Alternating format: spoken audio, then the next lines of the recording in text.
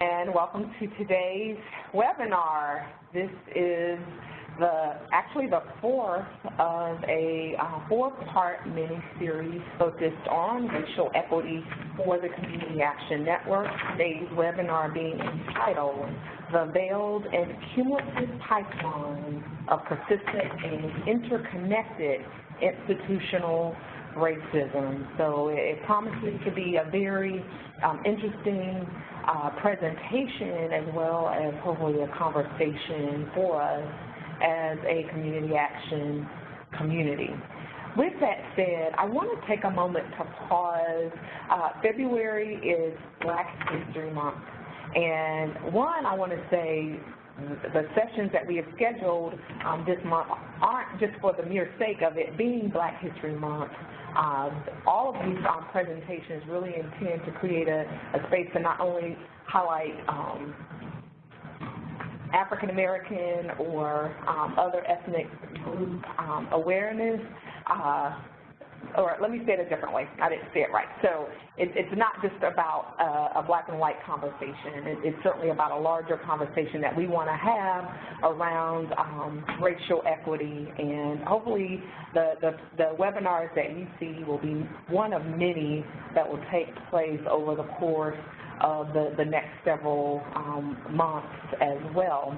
And so with that said, I said that February is Black History Month, and I made the disclaimer about that, but now I'm going to make a direct point about that, and that is as we think about the contributions of African Americans within the American society, we can't think about them without giving them due recognition and credit for the making of what we know as American capitalism, or we can't think of African Americans and African American history without thinking about the very deep contributions made by persons throughout our history. And so we want to give recognition for that on today. At the same time, as we think about those contributions made to the economy that we know as Americans, the truth is that as we think about economic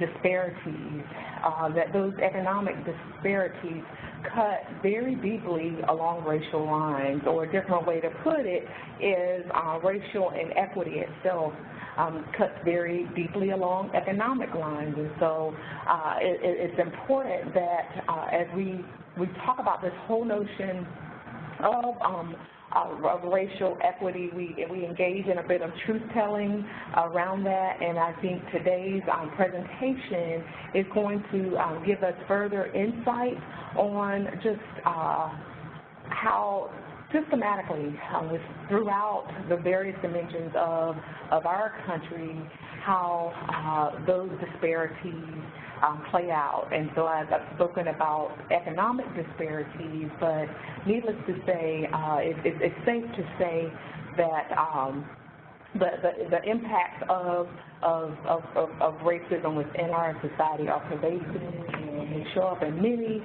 different domains, from our economic system to our housing system to our criminal justice system, you name it. And today's speaker is going to talk a little bit about that, and I don't want to steal his thunder at all, but just want to give acknowledgement of that and just the complexities that we continue to face as a country in that regard. And with that said, I must also mention or remind us of what many of us already know, and that is that in the 1960s, as our country was really wrestling around issues of race and gender and some of the other isms, the civil rights movement itself was born. And really, as we think about the Economic Opportunity Act, it was really our country's way of providing resources and capacities in our communities to create opportunities that really touched at the need of all persons. And, with that said, since that time, we've all been in this work together, and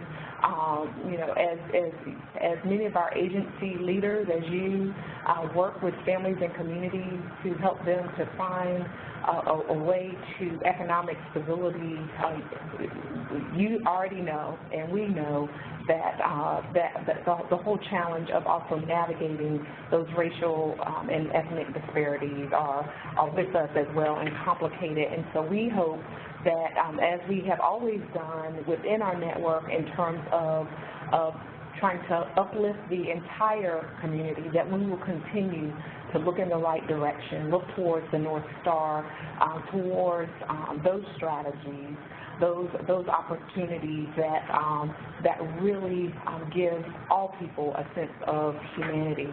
And with that said, I think it's appropriate that we take a moment to just reflect on the community action promise.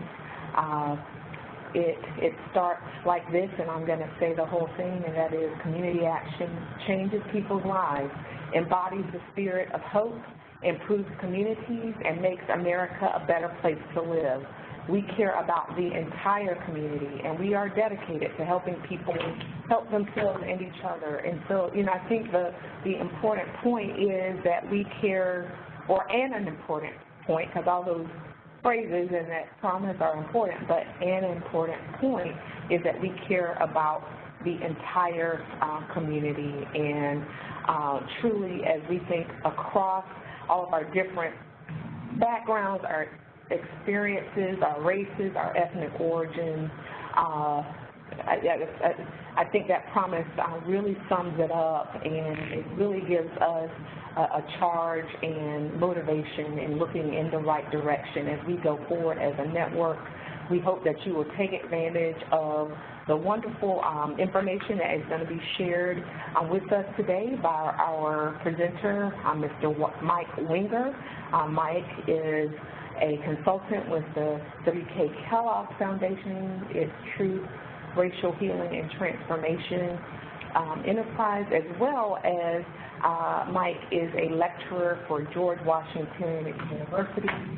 We have already heard from Mike previously within our series, and just look forward to the insights that he has for us related to veiled and cumulative pipeline of persistent and interconnected institutional racism. So without further ado, Mike, if you would take the baton, we look forward to hearing from you. And to the audience, as it has already been said, if you have questions, please share those with us in the chat window.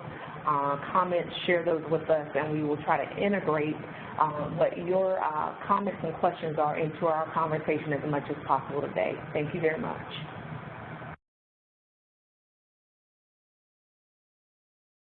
Tiffany and Hyacinth, it's a pleasure to be with you again.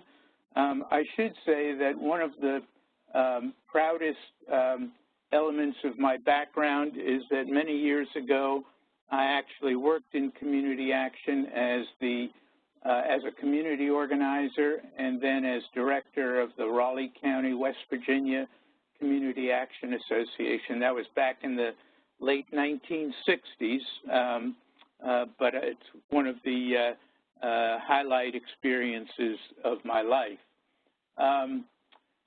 So thank you for joining. For those who have not been on either of the previous webinars, just let me give you a quick update on the Truth, Racial Healing, and Transformation Enterprise of the W.K. Kellogg Foundation. The foundation has committed hundreds of millions of dollars over the next 5 to 10 years to uproot the belief in a racial hierarchy and address its manifestations. I'm a veteran of the civil rights movement. I think we accomplished a lot during the civil rights movement, but what we didn't do sufficiently is uproot the underlying belief in a racial hierarchy which drives racial bias. We've dealt with manifestations in the past, but our failure to deal with the racial hierarchy that infects us is responsible to a large degree for the difficulty we've had in sustaining the changes that we've made over time. We see that today in voter suppression activities, appeals to hate, and a range of other manifestations. So the Kellogg Foundation's mission with the Truth, Racial Healing, and Transformation Enterprise is to uproot that underlying belief in a racial hierarchy. And if we can do that while addressing the manifestations, we can hopefully create meaningful and enduring racial justice and racial harmony. There are now about 130 partner organizations involved in this effort. It includes the ones you'd normally expect, like Community Action, the NAACP, National Congress of American Indians, National Council of La Raza, Asian Americans Advancing Justice, and also some that you might not expect, Association of American Colleges and Universities, American Library Association, National League of Cities, National Civic League, American Public Health Association, Boys and Girls Clubs of America, YWCA, and many others. There was a soft launch of this effort on January 17th with the National Day of Racial Healing, and this spring you will hear a lot more about this effort as it ramps up to its full potential. We believe that if we want to truly achieve racial equity, healing, and real transformation, and therefore stronger communities and a stronger nation, that we have to truthfully and forthrightly face our history and its legacy of institutional racism that persists today, often invisible to those who are not its targets. So I want to talk today about what I call the veiled and cumulative pipeline of persistent and interconnected institutional racism. And let me just break that down. I haven't found a good acronym for this yet, but let me just break it down. Veiled means that to many people who don't suffer from racism, that it actually is invisible. Cumulative because racist incidents are not isolated and their impact accumulates over time. Persistent because it's been so hard to overcome and has been with us since the beginning of our nation. And interconnected because, in my view, you cannot address one aspect of racism, such as housing discrimination, without also dealing with all of the others, such as discrimination in the educational system, in employment, in criminal justice. So we have to tackle these issues together and at once, because if we don't, then we will not ultimately solve the problem. Now, we've talked previously about white privilege, about negative racial stereotyping, about implicit bias. Intentional bias, of course, speaks for itself. And I want to add one more element of interracial interaction that fuel the pipeline in the sense of laissez-faire racism, which is a term coined by Dr. Lawrence Bobo, who's a Harvard sociologist, and in my view may best describe race relations today from the dominant or white perspective. So what is laissez-faire racism? Well, it has four characteristics. A belief in negative racial stereotypes, and we know from polling that negative racial stereotypes are still rampant in the dominant community. A belief that opportunities are equal for all people regardless of skin color or national origin. And Bobo argues, and I think the polling bears him out, that most white Americans believe that the playing field is level today for all people. If they believe that, then what follows is that a belief that if someone fails, it's their own fault or responsibility. And if that's the case, than a conviction that government assistance in any form is unwarranted. We see that playing out in political discourse today, but the consequence of that, in my view, is that we have a belief in the principles of fairness and justice.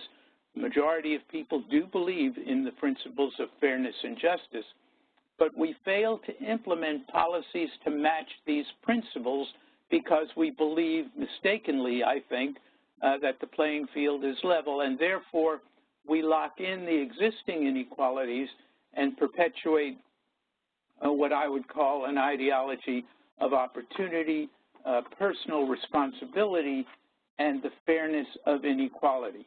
That is, in essence, what Bobo thinks the characteristics of racism are today, and I think it explains, as well as any that I've seen, where we are today with regard to race in the society. So the stages of the pipeline, I should say that the concept of the pipeline really originated with the Supreme Court affirmative action decision in the University of Michigan case back in 2003. You may be aware that then Justice Sandra Day O'Connor concurred in the decision, but said that it was her view that affirmative action should not be necessary within the next 25 years.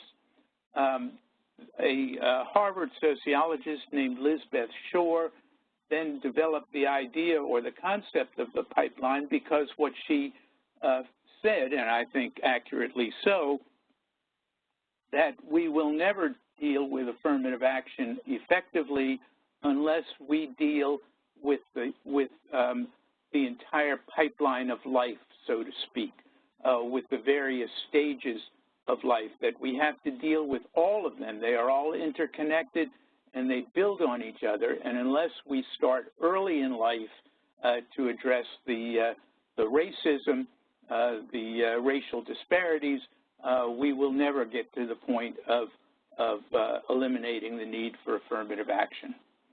So the stages of the pipeline: socioeconomic conditions into which you're born, education, career and employment, and then the legacy of that. So I want to go through these one at a time.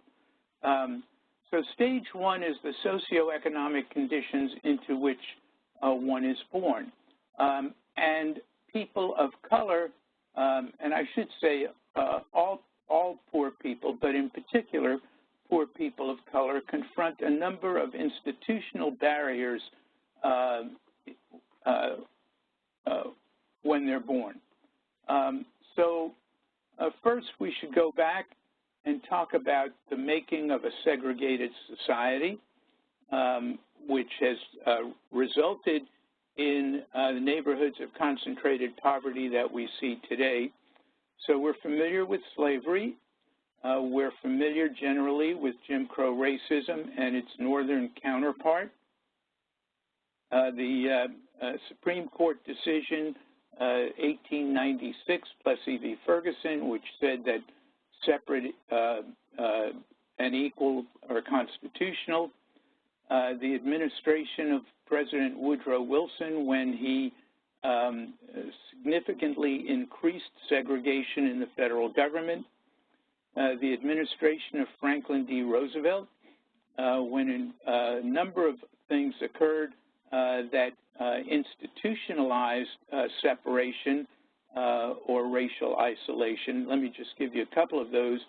For example, when Social Security legislation was passed in the mid-1930s, it specifically excluded from eligibility domestic workers and agricultural workers, specifically because most African Americans at that time worked either as domestics or as agricultural workers, sharecroppers.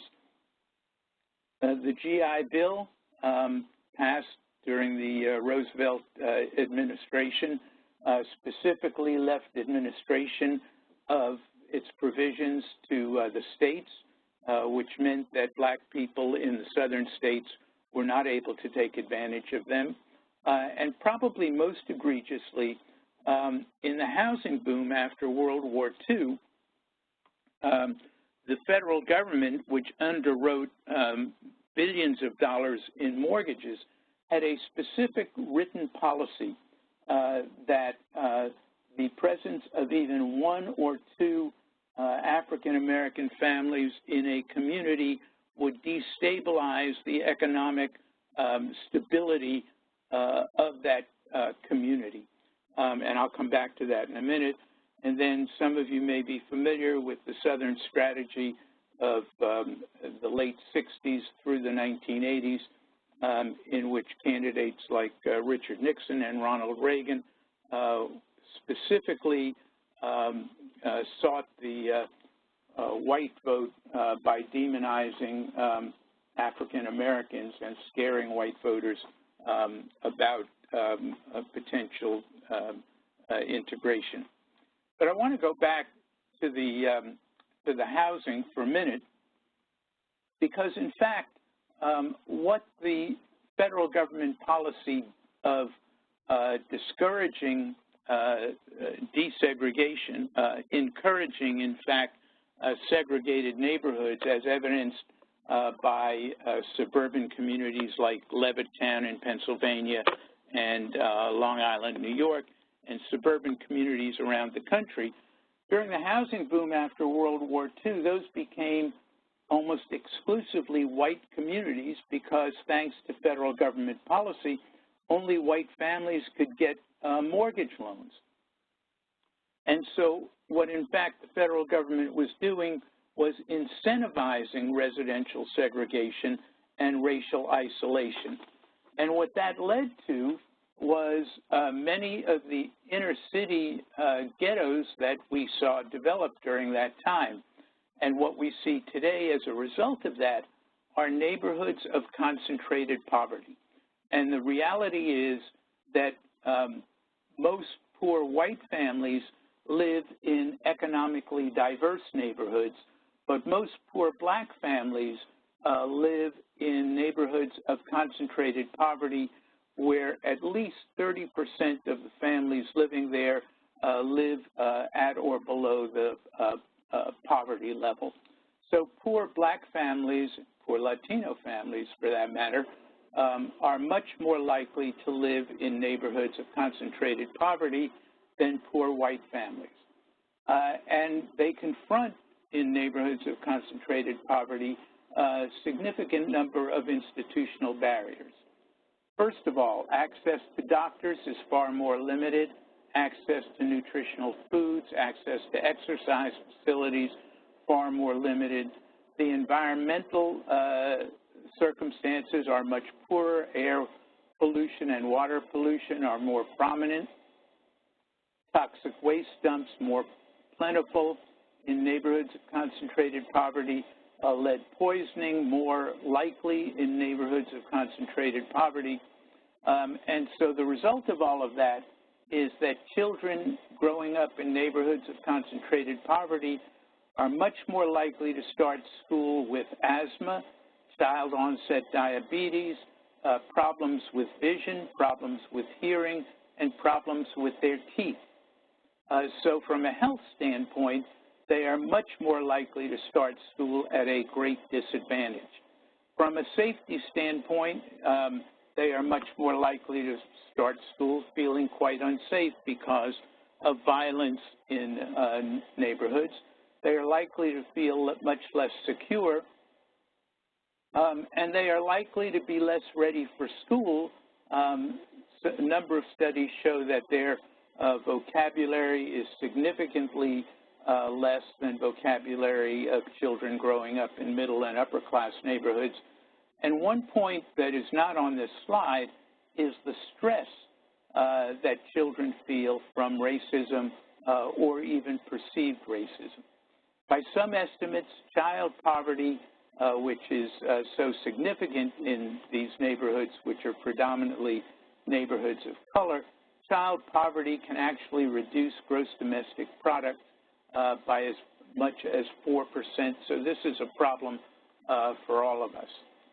So children growing up in neighborhoods of concentrated poverty are much more likely or much less likely to start school really ready for school. So they come to school with significant disadvantages, and then they face institutional barriers in our educational system.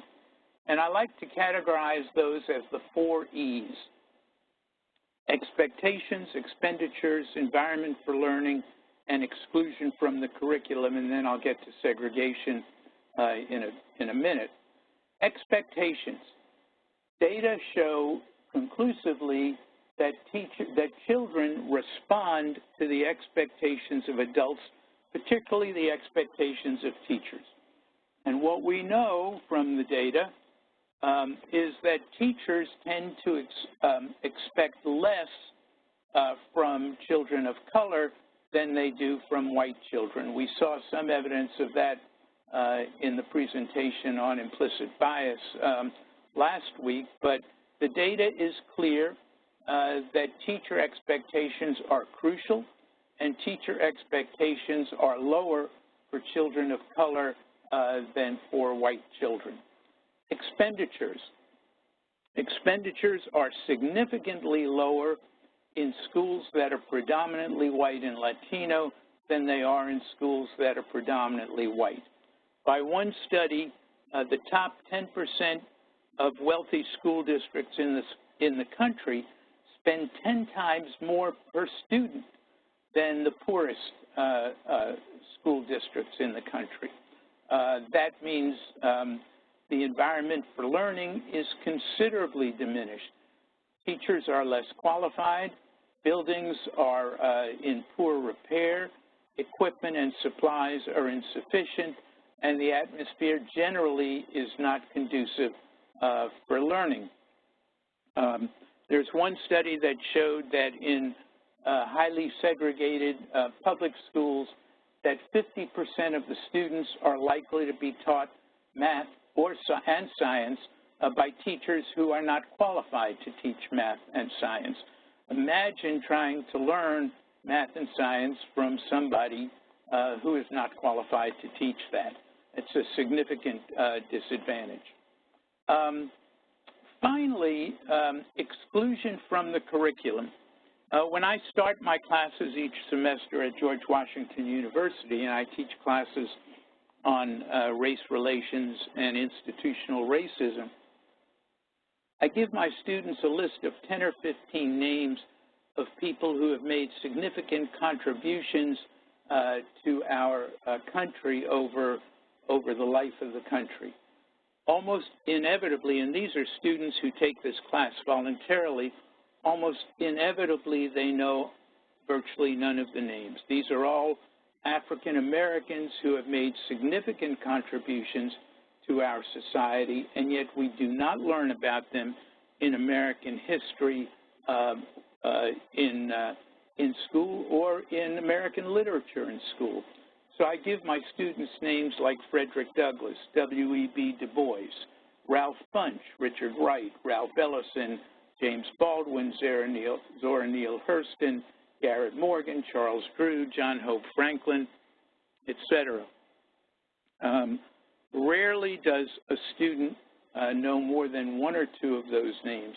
Almost never does a student know that Garrett Morgan, a black man, invented the traffic light and the gas mask, or that Charles Drew, a black man, is responsible for blood banks, or that Ralph Bunche won the Nobel Peace Prize for negotiating the Israeli-Palestinian arrangement after World War II.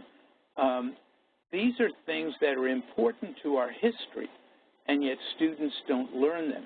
Rarely are they required to read Richard Wright or Ralph Ellison or James Baldwin, and I would argue you cannot understand the civil rights movement or race relations today without reading James Baldwin, Another Country, Fire Next Time, Notes on a Native Son, those. So those 4 E's create significant barriers for students of color: expectations, expenditures, environment for learning, and exclusion from the curriculum. And obviously we could spend a whole webinar or two talking about education itself. Then segregation. From the Brown v. Board of Education decision in 1954 to the mid-1980s, over that 30-year period, the trend was towards the desegregation of public schools. According to the data since then, from the mid-1980s to today, the trend has been back towards segregation of public schools, not legally, but through a wide variety of processes. We are now seeing a resegregation of public schools. The problem with that is A, separate but equal is inherently unequal, and B, what the data show is that students of color and white students all benefit from being parts of diverse student bodies. The data show that Black and Latino students academically do better in a diverse environment, not because they're sitting next to white kids, but because in those schools, the expenditures per pupil expenditures are higher, and that white students do just as well, if not better, because they are learning more about the diversity of our society. So there is no downside toward the desegregation of public schools, and yet the trend over the last 30 years has been towards the resegregation of public schools. And again, we could spend a whole session just on that. Stage 3 is employment. So if we are born into neighborhoods of concentrated poverty and we confront institutional barriers in education, it obviously makes our career far more difficult to navigate. And here I cite 3 elements of that. First is implicit bias. And by the way, you'll notice that I like to categorize things by first letters, makes it easier to remember. For example, education, expectations, expenditures, environment for learning, and exclusion from the curriculum. 3 I's in employment: implicit bias, intentional bias, and invisibility. We talked about implicit bias last week. There are a number of studies which indicate the significance of implicit bias. One study, which some of you may be familiar with, is entitled, "Are Emily and Greg More Employable Than Lakeisha and Jamal?" In that study, the researchers created identical resumes at a number of levels: advanced level, entry level, variety of levels. And the only difference was they gave, at random, they gave these resumes different names. So Emily, Greg, Lakeisha, and Jamal. What they found at every level, when they sent resumes out in response to newspaper ads for jobs, at every level of employment, that resumes with Emily and Greg as the names got 1.5 times more positive response than resumes that had the names Lakeisha and Jamal on them. So that's one study. Another study was mark of a criminal record, in which the researcher looked at response based on a felony conviction. So the researcher created, again, identical resumes what she did was she recruited 2 young white men and 2 young black men, the same type of appearance, same level of sophistication, same level of articulateness, and she created identical resumes with only one difference. She randomly assigned a felony conviction for drug possession to a number of the resumes. And then she sent these 4 young men out for job interviews. Now, again, they were similar in virtually every respect, except the resumes at random. Some of the resumes contained reference to a felony conviction. What she found was that of the white resumes without a felony conviction, 34% of them got a callback for a second interview. White resumes with a felony conviction, 17% got a callback for another interview. Black resumes of young black men without a criminal record, without a felony, got 14% callback, and the resumes of young black men with a criminal record, with a felony conviction, got called back 5% of the time. So in fact, it appears from that research that a young white man with a criminal record, with a felony conviction, would be more likely to be hired than a young black man without a criminal record, without a felony conviction. So those two studies, and there are many more, indicate not necessarily racism on the part of hiring authorities, but implicit bias. And we talked a bit about that last week. And again, we could spend a whole lot of time talking about this and many other studies, but I'd refer you, if you're interested, to Google mark of a criminal record, or are Emily and Greg more employable than Lakeisha and Jamal, to learn more about those studies. Then there's intentional bias, and I need not spend much time on that, except to say that there is still plenty of intentional bias in the system. Some of you may recall the Texaco tapes of a number of years ago, which Texaco wound up paying $180 million in damages and compensatory payment because their top executives were caught on tape talking about separate promotion lists for white and black employees, using racial epithets, that sort of thing. But Texaco is far from the only company where intentional bias has occurred. Coca-Cola, Avis, countless other companies. And then there's the invisibility, and this may be the most challenging of all. And I'll tell you a quick story to indicate what I mean by that. So a number of years ago, I was involved in hiring a person for a responsible job, and I was one of 4 people who were doing the interviewing. We interviewed 6 people, a mix of African Americans and white and male and female. Ultimately, we hired a black female for the job over the objections of one of the other interviewers who was a white male, and everything worked out. But I tell you that story because if she had not been hired, she may have suspected but not known that, in fact, there was objection to her because of the color of her skin. And the other person who was in the mix was a white male candidate. If he had been hired, he would have had no idea that he was hired because his skin was white. And so the problem here is that so many times we hire people, or we look more favorably on prospective employees who look like us, who share our backgrounds and experiences and that sort of thing.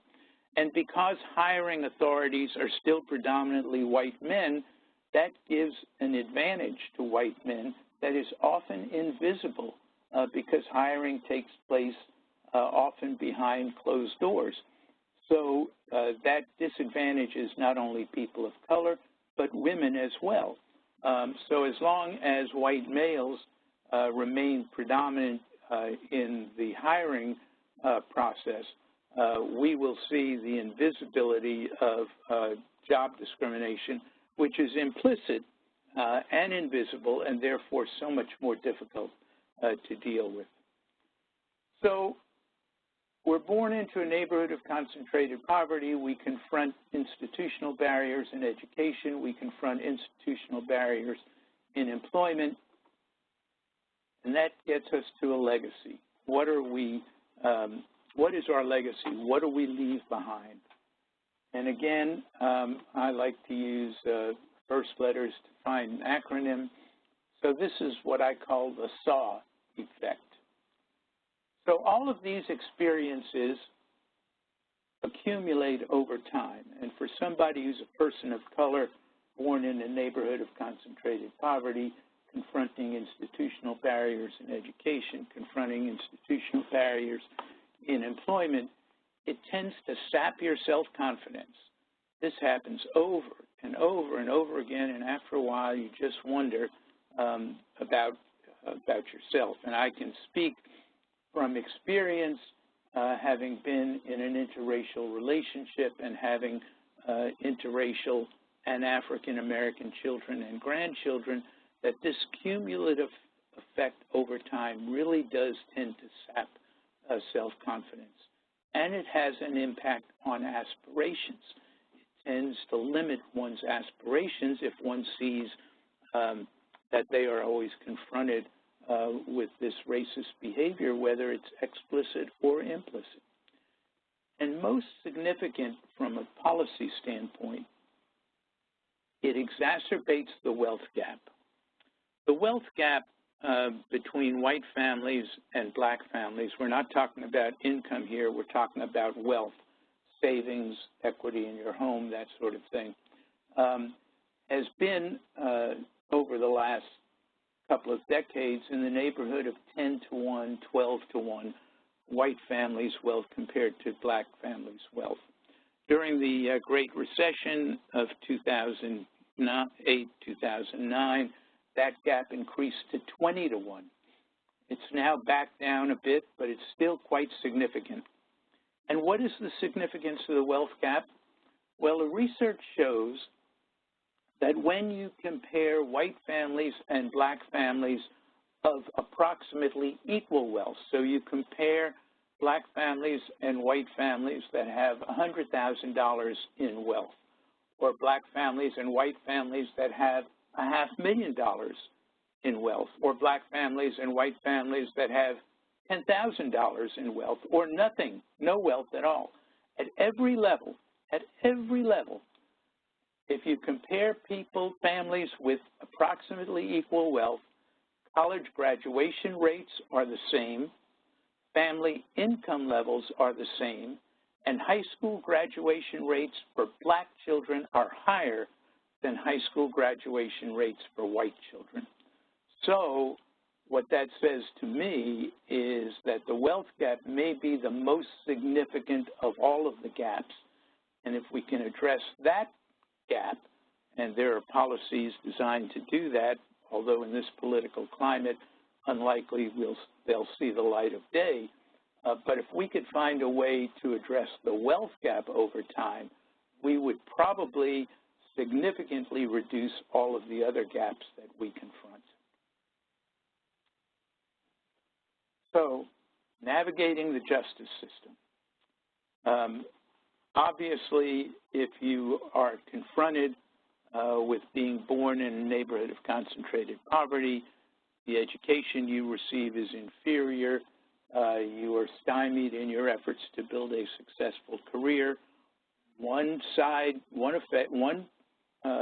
potential effect of that is that you will wind up having to navigate the justice system. And here the challenges, we're all aware of these challenges, are significant. First of all, anger and frustration. That occurs on both sides, both on the side of people who are targeted in the justice system and people who are charged with enforcing justice. And I won't get into much detail on this. We've all seen all of the articles about the justice system over time. But racial profiling, what we know from the stop and frisk program that existed in New York City until it was ruled unconstitutional, from studies on the New Jersey Turnpike, on Interstate 95 in Maryland, is that there is a considerable amount of racial profiling all of the time. It's interesting, the stop and frisk program in New York, the vast majority of young people stopped and frisked were black. The percentage of people on whom contraband of some sort was found, the higher percentage was among those few white people who were stopped and frisked. On both I-95 in Maryland and the New Jersey Turnpike, research showed that African-American drivers were stopped at a rate far disproportionate to their speeding or other traffic infractions, however, in a higher percentage of stops of white motorists, contraband was found than in percentage of black motorists on whom contraband was found. Incarceration rates, largely due to mandatory sentencing, which up until recently had a 100-to-1 bias. In other words, you had to, if you had possession of 5 grams of crack cocaine, mandatory 5-year jail sentence. If you had 500 grams of powdered cocaine, mandatory sentence of 5 years. That obviously had racial implications because crack tended to be the illegal drug of choice among black users. Powdered cocaine tended to be the preferred illegal drug among white users. The reality is that illegal drug use among black users and white users is about the same percentage-wise, and yet 80%, the number of black people sentenced is 80%. Let me rephrase that. The use of illegal drugs about the same between black users and white users, but black users are incarcerated at 4 times the rate of white users, in large part because of racism in the system among prosecutors, among judges, among people at every level of the system. And in fact, incarceration has exploded over the past 30 years from about 300,000 or 400,000 in the early 1980s to over 2 million today, 2/3 of those for illegal nonviolent drug use, and 2/3 of those young black and Latino users. Profiteering, we could spend a lot of time talking about privately run prisons and the incentive they create for incarcerating people. And of course, we're all aware of brutality and shooter bias, and black men like Walter Scott, Laquan McDonald, Tamir Rice, John Crawford, and many others, African Americans, unarmed, shot and killed by police. Now, there is an argument to be made that policemen are only doing their jobs. In some cases, that is certainly true. To me, the most egregious part of all of this, not to mention the fact that innocent people are killed, but the most egregious 2 things. One is the blue wall of silence, in which good cops refuse to say anything negative about the bad apples in the system.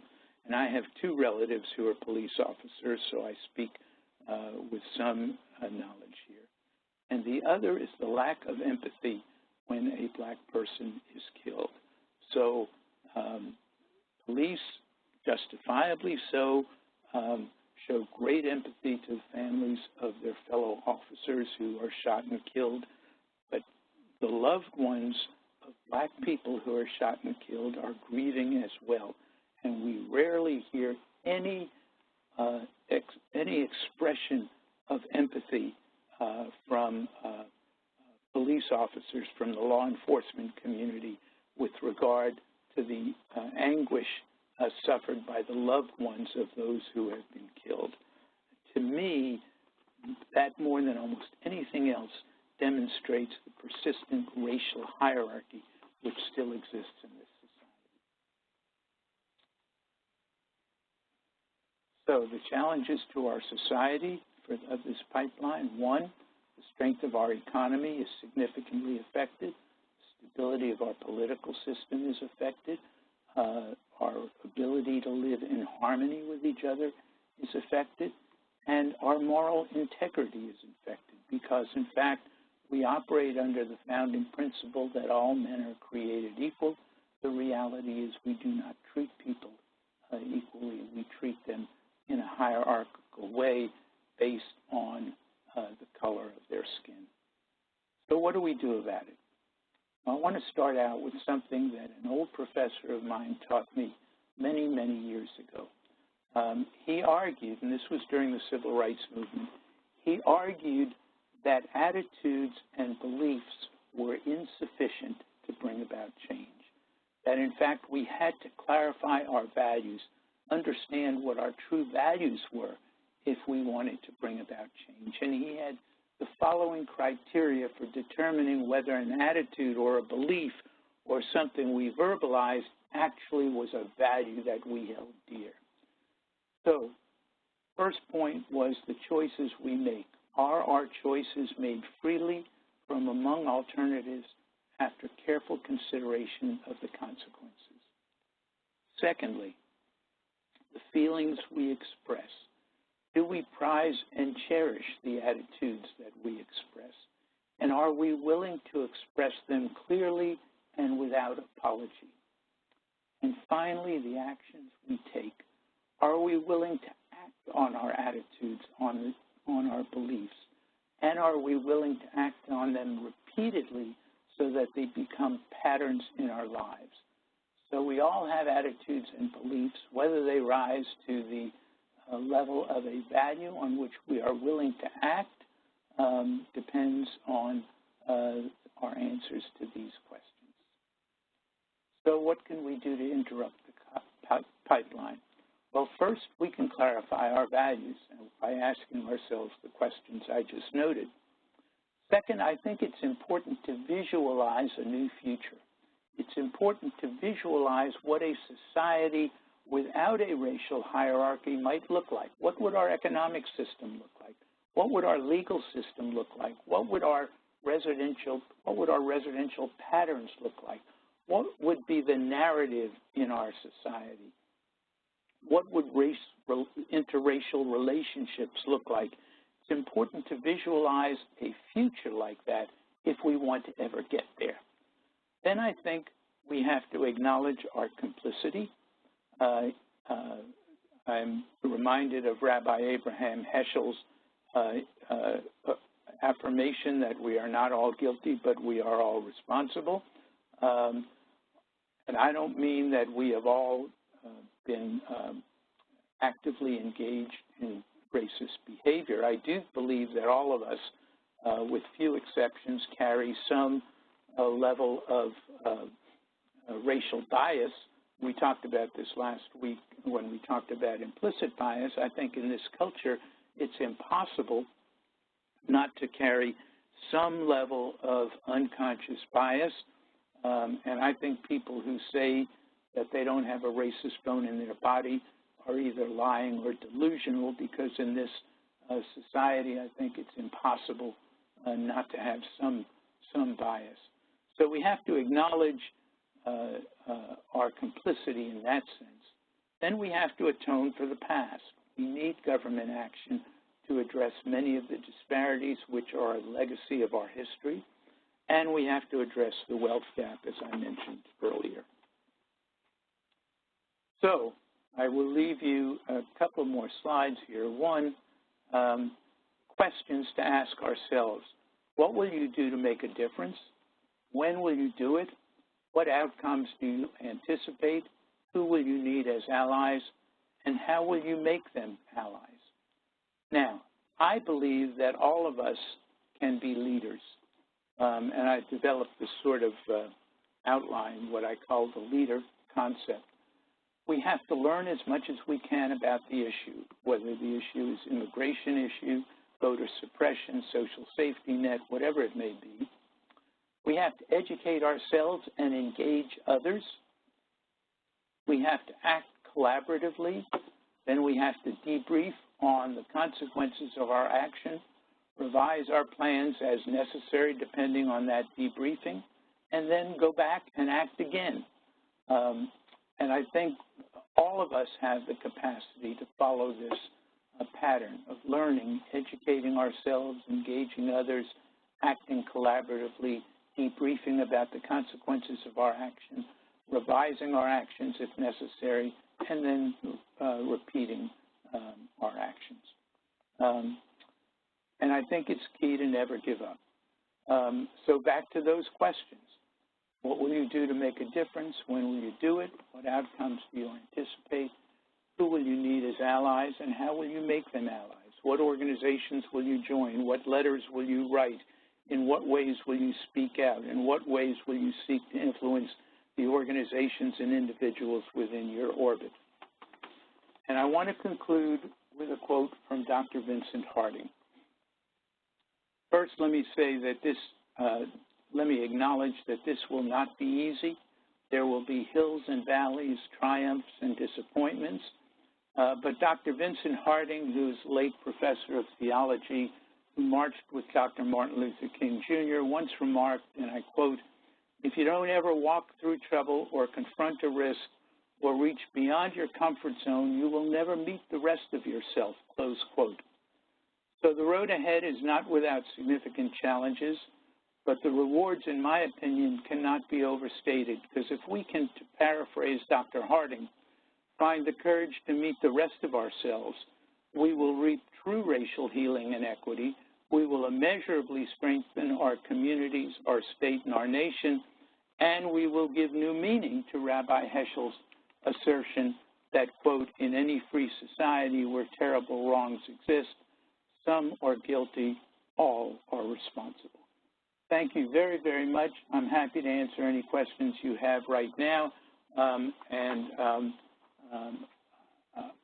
I also, if people have questions that they don't get to ask this time, or they think of after this session is over, you can feel free to email me at wengerjm@verizon.net, and I'll be happy to try to answer questions as best I can. Thank you very much for your attention.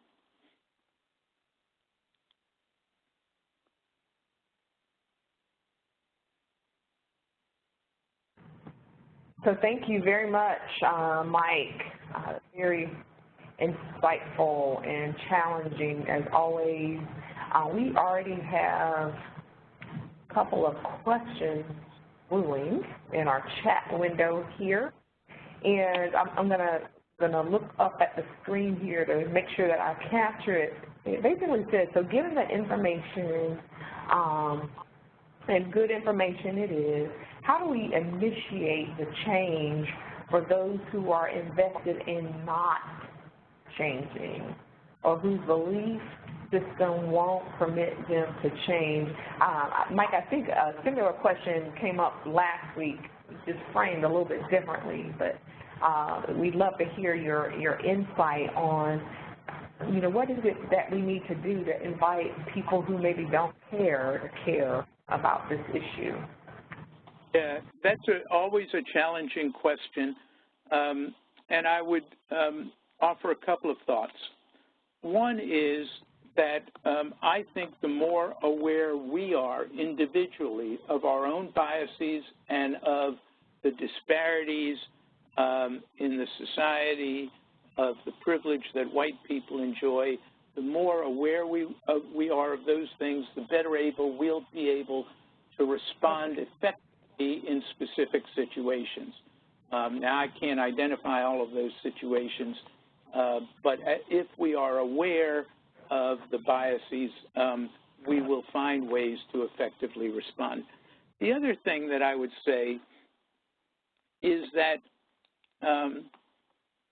when I was in college at Queens College in New York City, Queens College, among northern universities, was one of the hotbeds of civil rights activity. Well, there were probably 10,000 students on campus. I'm guessing that hotbed involved no more than 300 or 400 students. So we were not talking about the entire student body. We're talking about maybe 5% or less of the student body. And we had a huge impact over time. My point is that we are not necessarily about trying to change the minds of all 324 million Americans. We're about trying to change the minds of a critical mass of people who care about this issue. To the degree that we can raise public awareness, to the degree that we can inform people, to the degree that we can work with others to act collaboratively, to the degree that we can engage these 130 partner organizations in activities, the greater the public awareness, the greater the change will be. I go back to the phenomenon of the last 8 or 9 years. Tea Party, and I'm no fan of the Tea Party, but their voices, the Tea Party folks at rallies who spoke out were no more than a small percentage of the population, but their loudness and their activeness made it seem as though they were much greater movement than they really were, and they had a huge impact, not because they were a majority, but because they had a critical mass that had an impact. Now, today we're seeing the opposite. We're seeing people rising up in protest against abolishing the Affordable Care Act, against some of the policies on immigration.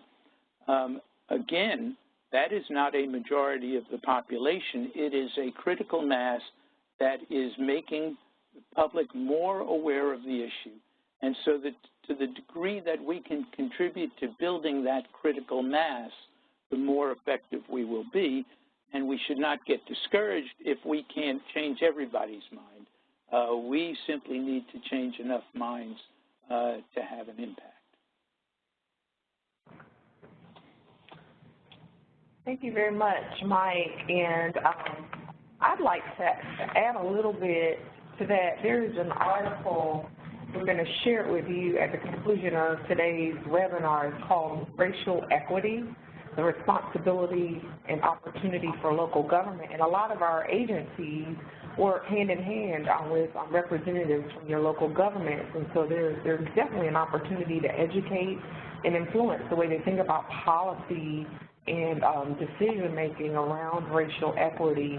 But it's in this article that was put together by the Potter Institute for a Fair and Inclusive Society at UC Berkeley. That's headed up by John Powell, by the way, who will be at our annual convention in August. But in this article, it starts by saying this: leading with race. Focusing on race provides an opportunity to also address other ways in which groups of people are marginalized, including based on gender, sexual orientation, ability, and age. To have maximum impact, focus and specificity are necessary. Strategies to achieve racial equity differ from those to achieve equity in other areas. One-size-fits-all strategies are rarely successful. However, a racial equity framework that is clear about the differences between individual, institutional, and structural marginalization, as well as the history and current reality of inequities, does have application for other marginalized groups. Race can be an issue that keeps other marginalized communities from effectively coming together. An approach that recognizes the interconnected ways in which marginalization takes place will help to achieve greater unity across communities. It is critical to address all areas of structural inequity, and an institutional approach is necessary across the board. And so, I think that is like just very insightful, at least from my point of view, in the sense that for some, I think it's important to see what the maximum benefits are by looking at some of the specificities, some of the particular things that are limiting certain groups of people. And so, there are resources that we can share with you as well. That this one resource put out by the Kellogg Foundation that talks about the business case for racial equity, for example. So, research shows that there are economic benefits for being attentive to the needs and opportunities related to persons from different ethnic backgrounds or points of view.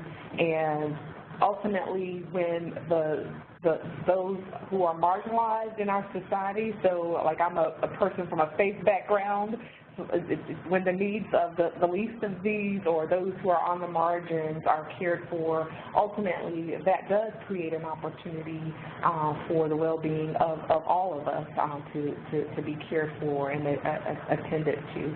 So are there any other questions? We are looking for other questions from the chat window and want folks to have an opportunity to comment or raise a question.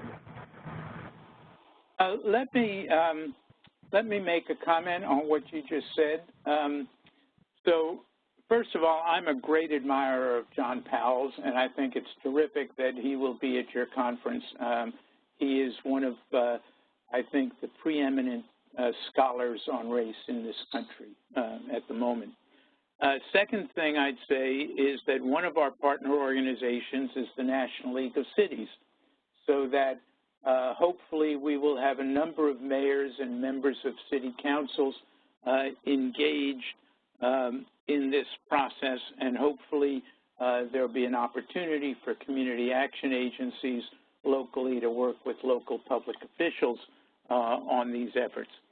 Third thing I'd say is that I do believe that race, gender, sexual orientation, economic class, that dealing with those can't be a one-size-fits-all kind of effort, but we can learn from each other. So, for example, the model of the civil rights movement in the 1950s and 60s basically was the inspiration and the framework for the gender equity movement that followed, sexual orientation issues, the migrant worker movement that Cesar Chavez started, even the Americans with Disabilities movement was modeled to a great degree after the civil rights movement. So we can learn from each of these movements, even though they do not, even though one size does not fit all. And finally, there are three publications. One you mentioned, Tiffany, the business case. The other two, the implementation guide, which has been produced for the Truth, Racial Healing, and Transformation Enterprise, and the guide of recommendations on how to, recommendations for changing the economic system, the legal system, system of separation and colonization, changing the dominant narrative, and building interracial relations. So all of recommendations on all of those are included in a recommendation book, which I believe you are in possession of, and which is available online. I applaud your having John Powell and bringing that up, and he certainly is one of the preeminent legal scholars on race. Thank you very much, Mike, and thank you to everyone for taking the time out to engage in this dialogue with us. This is not the end. I mentioned earlier that this was the fourth of a four-part mini-series.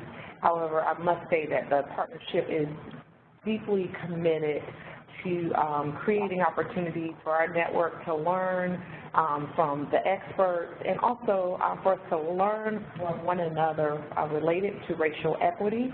So you can absolutely expect to hear from us in the coming months regarding future webinar offerings. And as I've already mentioned, our annual convention will take place in August, and we are working hard to build a solid agenda that will build capacity around racial equity at that time as well. If there are further questions that you have related to any of the topics that we have discussed so far, as Mike has already said, you're welcome to email him directly. You're also welcomed to email us here at the partnership, and we are happy to respond to your questions and point you to resources. There are a wealth of resources that are available to us through the Kellogg Foundation's Truth, Racial Healing, and Transformation effort, and so there's just so much, there's an abundance, and so you tell us what you need, and we are happy to connect you with the right resource or the right people to meet the needs for your agencies. If you're not subscribed to our e-newsletter, if you can let us know that as well, and we'll be happy to add you to the newsletter, because it's through the newsletter that we promote any upcoming events, as well as share the latest resources that we have discovered in our work together. At the conclusion of today's webinar, you will have an opportunity to receive the slides from Mike's presentation. Additionally, any of the resources or publications that he or myself reference, we will also share the links to those so that you can access those as well. And in particular, I want to re-emphasize the resource that Mike raised about the Truth, Racial Healing, and Transformation effort. We call it TRHT, the Implementation Guide. And so for those of you who participated in the last webinar, we did include that link, and we will do so again at the conclusion of today's webinar. And we do strongly encourage that you look closely at that resource. And so without further ado, that concludes the main portion of today's webinar. I will quickly advertise or mention to us that the next Learning Community webinar, the National Webinar Series webinar, will occur on March the 21st. It's called Learning with the Learning Community Rule Impact, and that will occur at 2:00 p.m. Eastern Time. Yes. So, wait a minute, there looks to be, yes, looks like there's another question, but I don't know, I don't think we have time to respond to that, but what we will do, it was Marsha Jones, I think, you sent a question. We will forward that question to Mike and give a response at the conclusion of today's webinar. And then finally, we very much want to receive your feedback, and so if you, whatever your experience was today as a result of participating in today's webinar, we want to know that. If there are any recommendations or suggestions regarding future topics or other resources, please share that information with us as well so that we can share that with a larger network. And finally, if at any point you need to reach our team at the Community Action Partnership, you see listed the contact information for our training and technical assistance team. And as I've already specified, I am Tiffany Marley, but you see the other of my colleagues who are listed there, and we are more than willing to answer your questions and connect you to the resources that you need. So we thank you again, Mike, for joining us and for sharing with us. We thank all of you for taking the time out of your busy schedule to learn more with us. And once again, we want to wish everyone a wonderful Black History Month. And whether you are African American or not, take a moment to learn something about a contribution made in our country by the wonderful legacy of African Americans. Thank you again, and make it a great day.